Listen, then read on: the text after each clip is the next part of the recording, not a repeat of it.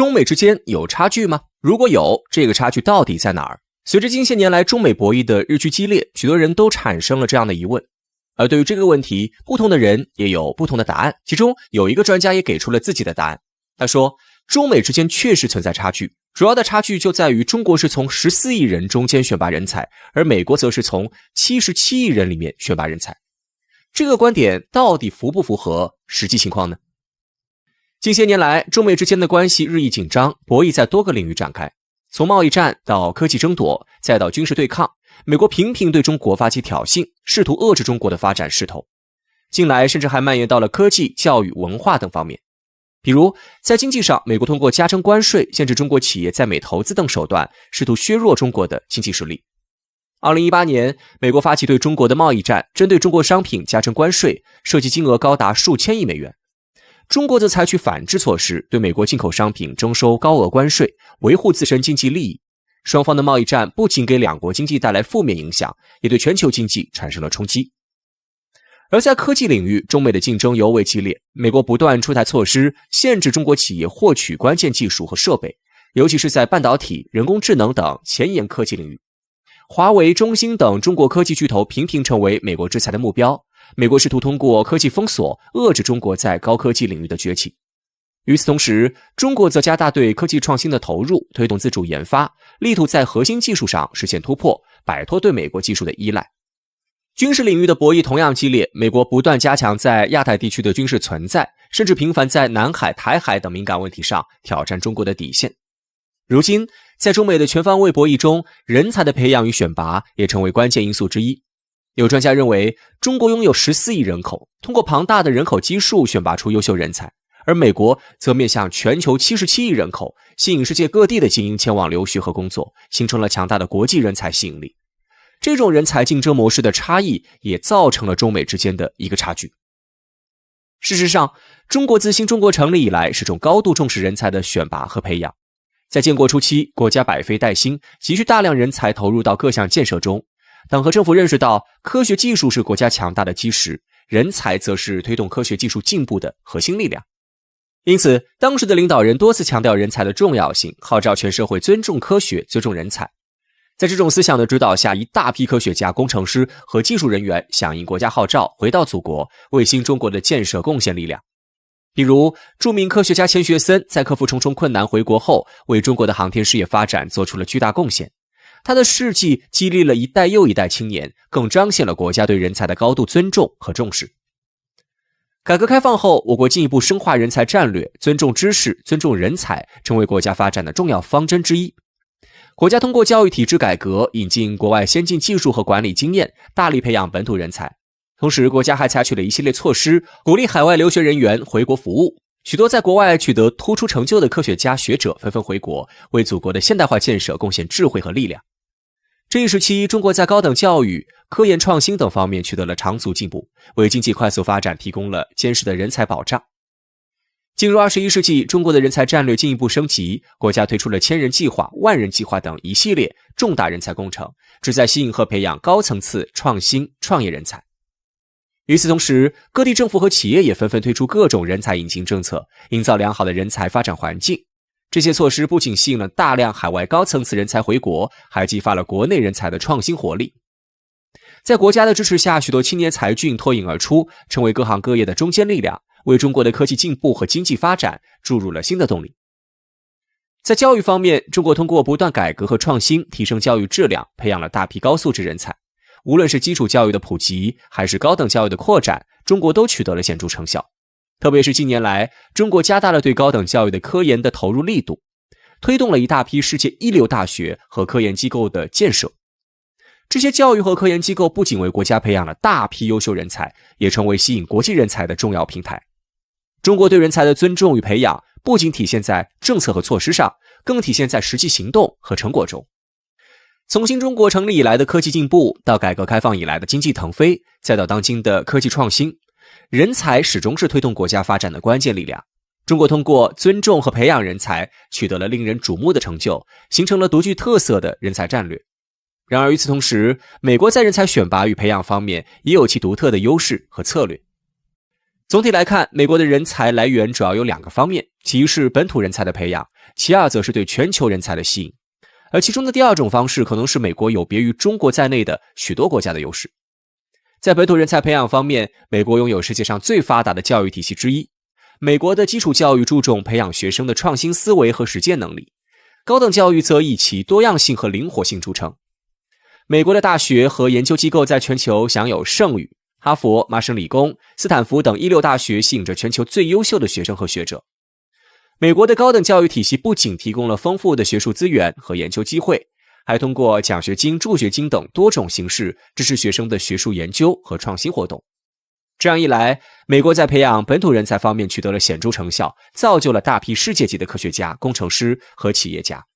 然而，美国的人才优势不仅仅局限于本土培养，更为重要的是，美国通过一系列政策和措施，从全球范围内吸引顶尖人才，为其经济和科技发展注入了持续动力。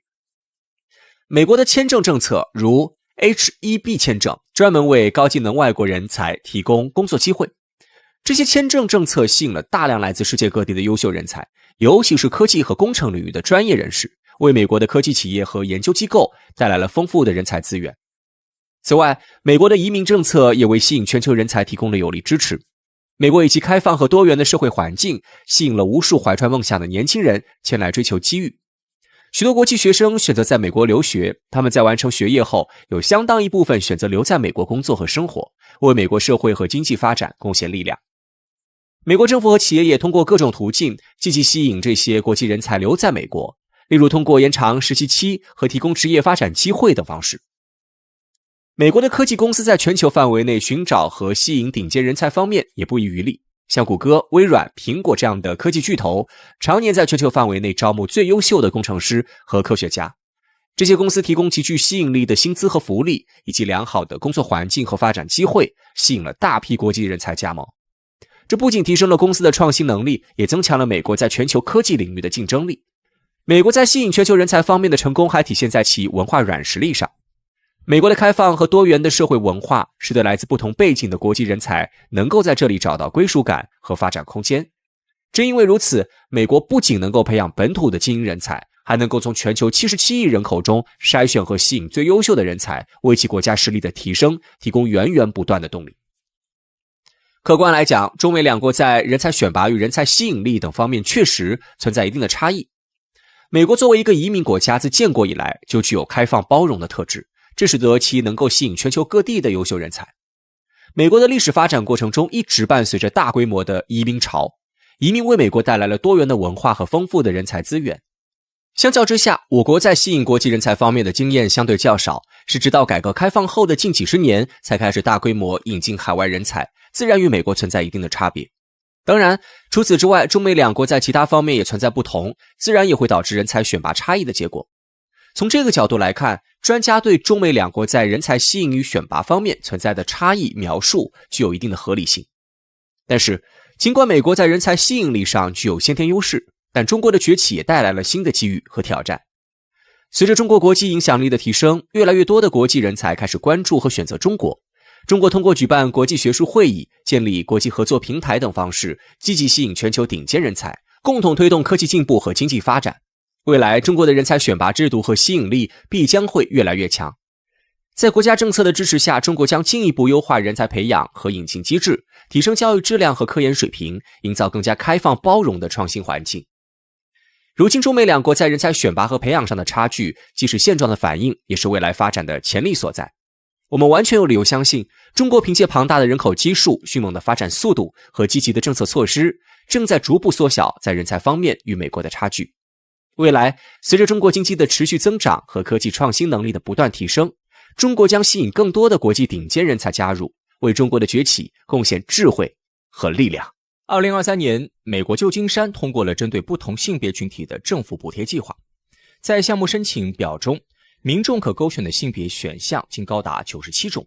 如此夸张且荒谬的现象，往好听了说是美国思想开明解放，充分尊重民众选择与意愿，但实际上，这正是美国坚持所谓的政治正确所导致的虚伪民主。政治正确这一词组的出现，最早可追溯至1793年，出现于美国最高法院，在一场刑事诉讼案中的阐述。不过在当时，这一词语并非固定搭配，也没有确切含义。便与现代意义上的政治正确有所不同。作为一个概念的政治正确，则是在20世纪20、30年代提出。当时，德国法兰克福社会研究所的一些学者认为，为了让共产主义思想得到广泛传播，就有必要使西方文化走向自我消亡。通过思想规范与引导，让人们的言论与思维走向正确，是促成这一目标的有效途径。20世纪60年代以来，消除语言表达方面的歧视逐步成为美国社会的一种风尚。就在这一时期，众多社会团体加入到维护女性、有色人种权益的队伍中来，政治正确一词也随之更广泛地被提及。1975年12月，美国全国妇女组织主席卡伦·德克劳在一次活动中发表有关反对歧视的讲话。他指出，全国妇女组织正在朝着智力上与政治上正确的方向发展。自此，政治正确这一概念开始被频频引用，同时也时常被反对者来进行批评或嘲讽。以德克劳的发言为标志，政治正确在美国社会中正式提上桌面，影响逐渐扩大。在其后的10余年时间里，政治正确这一概念在知识界占主导的校园内发挥重要影响，如使用政治正确的语言文字，增设有关有色人种与女性的相关课程等，都是政治正确的具体体现。而在美国校园之外，政治正确的影响也在扩大，如在日常用语方面，越来越多带有政治正确色彩的表达出现，并逐渐为媒体乃至社会大众所熟知。甚至于政治正确开始影响政坛，成为衡量政客们的一项准则，以及评判政府政策的标杆。尤其是近10余年来，政治正确的适用范围不断扩大，对于美国社会产生空前影响。2002年，密西西比州共和党参议员特伦特·洛特因为发表涉及种族隔离的言论，被认为是偏离了政治正确，被迫辞去参议院少数党领袖一职。而近年来，以好莱坞大片为代表的影视文化，以社交媒体为代表的网络文化，也越来越受到政治正确的深刻影响。然而，在政治正确现象深入社会生活的同时，它所引发的争议也在不断发酵，部分美国民众对它的负面情绪也在滋长。2016年美国总统选举中，特朗普打响美国至上口号，就是反政治正确的一大体现。之所以出现这种情况，是因为越来越多美国民众意识到，所谓的政治正确让美国政府做出了太多矫枉过正的表面行为，以至于影响到了美国人的生活，让整个国家走向下坡路。美国承认近100种不同性别，无疑是其政治正确的显著体现之一。2023年，洛杉矶时报发布一项报道，称政府已启动面向不同性别群体的补助计划，共计55类满足条件的跨性别者可填表申请补贴。在该补贴项目的表格中，性别行列居然有多达97类选择，除了男女之外，还有双性人、间性人、男女皆非、种马等等匪夷所思的划分。美国民众的选择理应被尊重，但97类性别划分是不是太过疯狂？这一点十分值得讨论。不可否认的是，美国社会对多种性别身份的承认，一定程度上体现了对个体多样性的尊重和包容，但同时也引发了某些社会和文化上的挑战与争议。这些争议和挑战在特定情况下可能产生不利影响。首先，性别的极致区分大大增加了在法律和行政系统的复杂性。例如，政府和私人部门需要更新表格和信息系统，以反映更多性别选项，这不仅增加了成本，还可能导致混乱和错误。此外，法律系统在处理与性别相关的案件时，可能面临更多定义和解释上的挑战。再比如，性别多样性的承认引发了关于公共设施，如洗手间、更衣室使用政策的争议。一些人担心，允许根据个人性别认同使用相应设施，可能侵犯隐私或被滥用，从而影响公共安全和秩序。尊重文化多样性和民众思想自由，绝非一定要靠形式和数量来体现。打着民主自由旗号，将全社会人类划分为97种性别，无疑是政治正确矫枉过正的体现。这种做法非但难以彰显真正的民主自由。2021年，拜登提名雷切尔成为公共卫生服务负责人，并提拔为海军4星上将。此人不仅是一名变性人，甚至从未参加过兵役。而拜登政府坚持这项任命的重要原因，就是要塑造自身的民主形象，引领政治正确。2022年，拜登政府又冒着被无数民众的谩骂和指责，提名布林顿成为能源部管理局局长。此人没有任何相关专业与工作经历，反倒是因为男扮女装、大型模仿动物艺术而屡屡走红。更让人意想不到的是，布林顿还被爆出曾在机场2次偷窃女性行李箱，后来因此遭到公司解雇。以上种种案例早已超脱性别划分、少数群体保护范畴，更多的是所谓政治正确背后的政治利益导向。拜登难道不知道自己提拔的两人是何等身份？之所以任命他们，归根结底还是想要标榜民主党的民主立场，继续拿着2项政治正确案例给自己拉票。这样的行为除了哗众取宠、浪费国家资源之外，于民众而言别无任何价值。美国政府标榜政治正确的另一大体现，莫过于坚持开放通道接纳外国移民，此举切切实实伤害了美国人的利益，也直接拖了美国发展的后腿。美国作为一个传统的移民国家，其历史与文化深深植根于多元民族的融合之中。自建国以来，美国就不吝开放接纳移民通道，广泛吸纳世界各地的民众迁居美国生活。久而久之，向全世界人类敞开大门，已经成为美国标榜民主的一大符号，政治正确的一大原则。然而，过度的移民潮在某些历史时期确实也对美国社会经济和民众生活带来了显著的挑战，尤其是上千万非法移民的到来，直接冲击了美国原本的社会生态。在20世纪末至21世纪初，美国经历了大规模的移民潮，其中不乏来自拉丁美洲和亚洲的低技能劳工，他们为寻求更好的生活条件，不惜偷渡至美国。这一波移民潮在短期内为美国劳动力市场提供了廉价劳动力，尤其是在农业、建筑和制造业等低技能岗位。